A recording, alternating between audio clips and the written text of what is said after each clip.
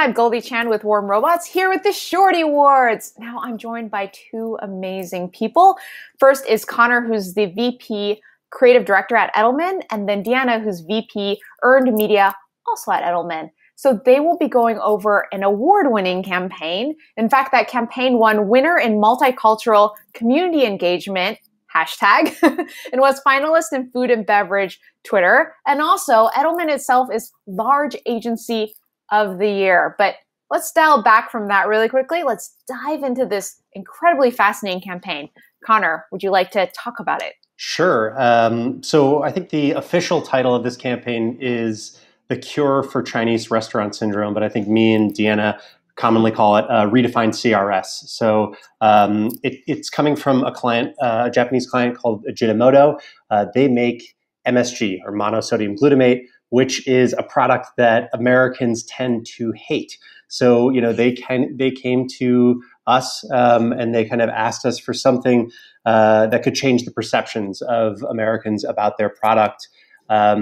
We dug into it a little bit at first, just like learning about modern critiques. And then we really got into the history of it. We found out, you know, like this has been going on, this stigma about MSG has been going on for decades. So we really wanted to understand where it all came from. And we traced it back to this term Chinese restaurant syndrome, which is super problematic and something that we just kind of assumed was like a fringe theory. But the more we realized it, the more we realized that it had been credentialized over the years by some pretty important publications, one of which was the Merriam-Webster Dictionary, which is shocking because Merriam-Webster Dictionary is an amazing resource that is usually on the right side of history.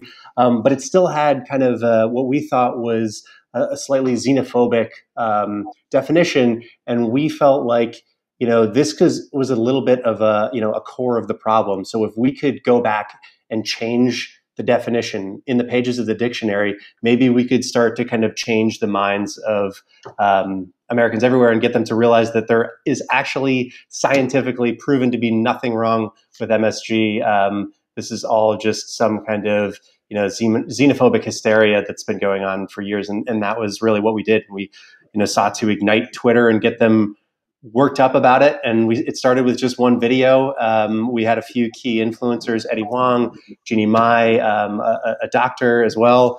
We posted our video and, you know, it did really trigger some people and got some passionate responses. And they ultimately helped us, you know, tweet and convince Merriam-Webster to change the definition. So, which is huge. Yeah, yeah. It took a little while, but you know, I think we saw this as an injustice, and we thought we could do something about it. And our client was super excited about, you know, taking on the cause. Amazing. And obviously that's one of the surprising reactions that arose from this campaign. But I'd love to hear about some of the other surprising reactions or surprising results from this campaign.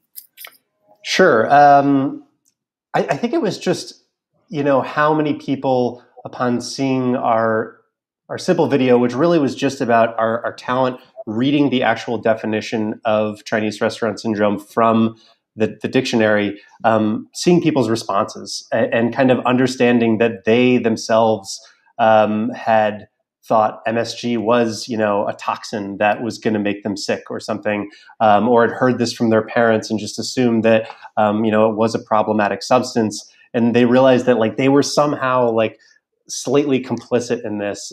So to see people kind of proactively go on Twitter and admit that like they were a small part of the problem and kind of talk about how you know, they're refreshed to hear that we're doing something about it and kind of going back in time to try to fix things was pretty cool. But Deanna, you saw a lot of cool responses too, right?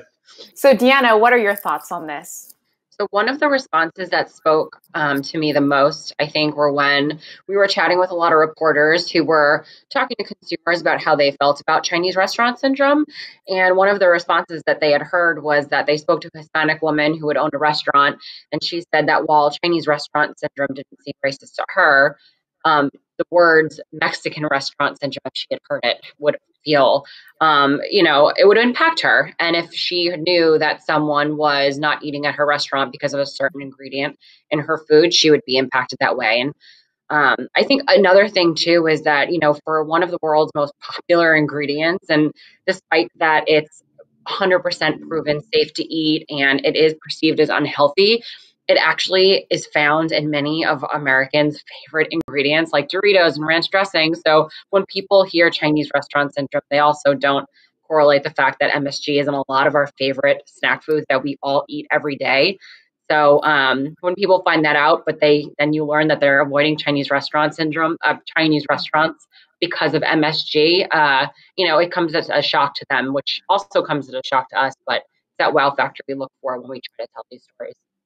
That's fascinating. Really thinking about how it impacts different people who may not have been originally in your target audience. But let's then talk about your target audience. So how did you think about your audience and the demographic that you wanted to focus on during the ideation phase of this campaign? I mean, I think our audience was really widespread. This is a prevailing opinion by most Americans. But what we really wanted to, the people we really wanted to talk to were the people that we knew would kind of get up in arms about the hypocrisy that they saw behind this definition. So, people on Twitter who want to kind of join and fight this injustice and kind of make things right.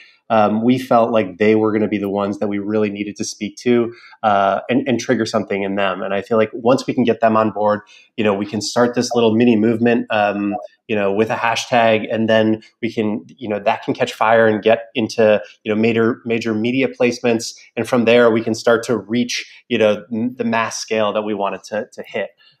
So it kind of started small with the passionate but vocal supporters on Twitter, but we ultimately we're going for, my mom or Deanna's mom or something at the same time.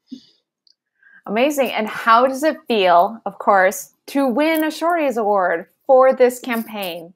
I mean, it's good. It feels great. We always want more whale-themed trophies in our office, so that's a big thing.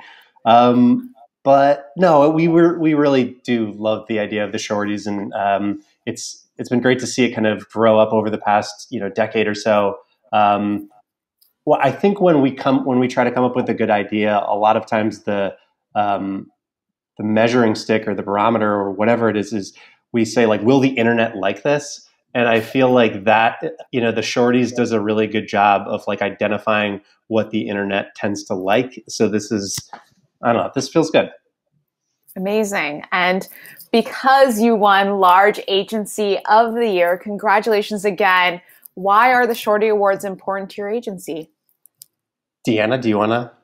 Yeah, I think, a lot of the same sentiment over here as Connor had, just being able to be recognized, I think is wonderful, but winning an award is, it fuels us to do better work when we think about and we sit down, what makes a good story, what makes the internet want to pay attention to something. I think for Edelman, driving really impactful results for our client is very important, but having an impact on society, I think, is even more important. So to be recognized for it and our really hard work really means something, and it only fuels us even further to win more awards and do really great work for our clients. Amazing. Well, once again, congratulations on your well-deserved award. Once again, of course, I'm sure there are many, many more awards to come to you in the next year and years to come. So thank you again for joining us. Thank you. Thank you.